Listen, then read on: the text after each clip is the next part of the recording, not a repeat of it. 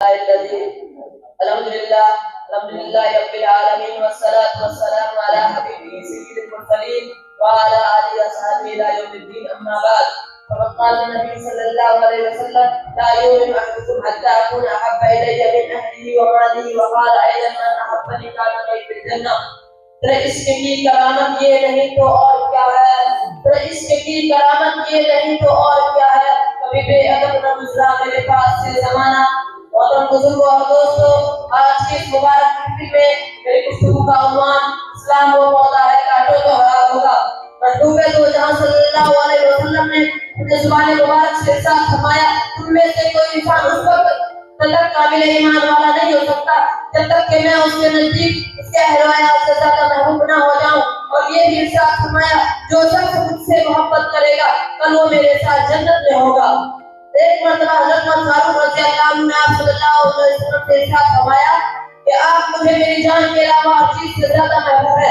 آپ صلی اللہ علیہ وسلم نے فرمایا، تم میں سے کوئی انسان اس وقت تک کامل ایمان والا نہیں ہو سکتا جب تک کہ میں اس کے نزدیک اس کے جان سے زیادہ محبوب نہ ہو جاؤں۔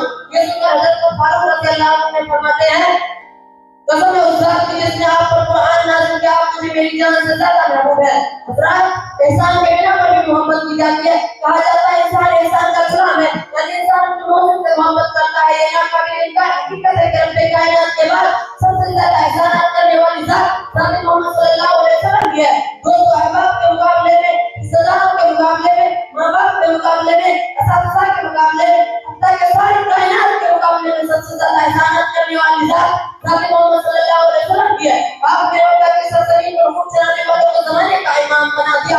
آپ نے مزدوروں اور غلاموں کے حقوق سکھائے، آپ نے مزدوروں اور غلاموں کے حقوق سکھائے، آپ نے بیوہ اور بچوں نکاح کر کے انہیں عزت بخشی، آپ نے لڑکیوں کو زندہ درگور کرنے کا دروازہ بند کر دیا، آپ نے انسانی خون کو کعبہ سے بھی زیادہ محترم قرار دیا۔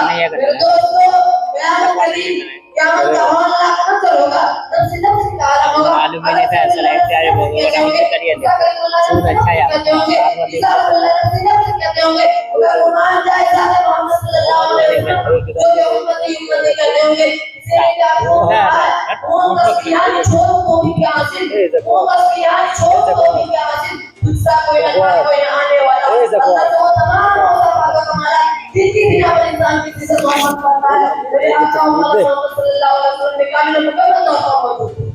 لہذا میرا آپ کا آسانی امت مسلمہ کا فرض بنتا ہے کہ آپ صلی اللہ علیہ وسلم کی محبت کی جائے، جیسا کہ اللہ کے نیک بندوں نے اس کا فرض ادا کیا ہے۔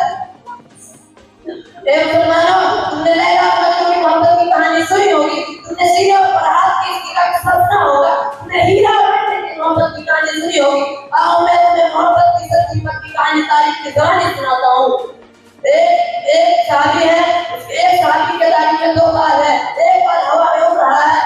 کسی نے دیکھ کر مذاق اڑایا، صحابی نے فرمایا، کیا میں ایک بیوقوف ہوں جو صلی اللہ علیہ وسلم کا ایسا ہرگز نہیں ہو سکتا۔ ایک کسان صحابی ہیں، اپنے کھیت میں ہل چلا رہے ہیں، اچانک خبر ملتی ہے کہ آپ صلی اللہ علیہ وسلم وفات پا چکے ہیں۔ کسان صاحب ہل چلانا بند کر دیتے ہیں اور دعا کے لیے ہاتھ اٹھاتے اور کہتے ہیں، اے میرے اللہ، میرے گناہ کو معاف کر دے، جس سے آپ صلی اللہ علیہ وسلم کو دیکھا کرتا تھا۔ اے میرے اللہ، میرے گناہوں کو بہرا کر دے، جس سے آپ صلی اللہ علیہ وسلم کی باتیں سنا کرتا تھا۔ آج کے بعد دنیا کی کسی چیز کو دیکھنا نہیں چاہتا۔ کسان صاحب کو دعا کی، اللہ نے دونوں دعا قبول کر حجت الاسلام حضرت مولانا قاسم نانوتوی رحمۃ اللہ علیہ حج کا سفر کر رہے ہیں۔